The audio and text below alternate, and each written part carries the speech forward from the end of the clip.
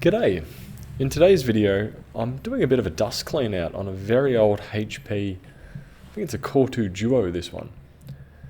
And looking inside of it, or at least on the outside of it, it looks all pretty normal.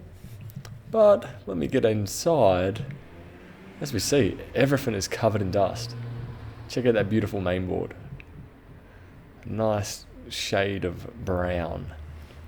So this one, or this machine that's here, is a CNC cutting machine.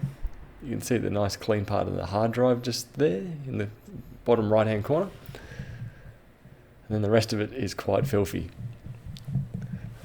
Strangely, this machine has just kept going and going and going. One thing I find weird though with some of these machines that are completely covered in dust is that they'll keep going, and as soon as you blow that dust out of there, they'll just die. It's like the dust was holding it together, and clearing that dust just completely destroys it. So as you can see here, it's the dust itself is fairly thick as well. I blow a bit off the lid afterwards and it is just solid.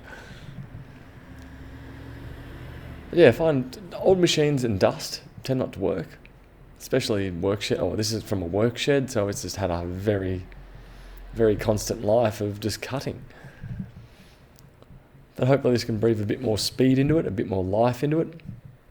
They were saying that it was having boot up issues. So far, after blowing the dust out, that hasn't really changed too much. I've also changed the 1TB drive over to a SSD, as it is only running Windows XP and takes up about 4 gig of space. It is running 512 meg of DDR1. I don't think I've actually got any more RAM to put in there to expand that. But anyway, this is just one machine. It's probably be borderline the most dirtiest machine or dustiest machine I've come across. Definitely seen more dirtier. Luckily people weren't smoking in this one, or else this dust would never have left. But yeah, I thought I'd just show you guys one very dusty machine. Catch us later. Bye.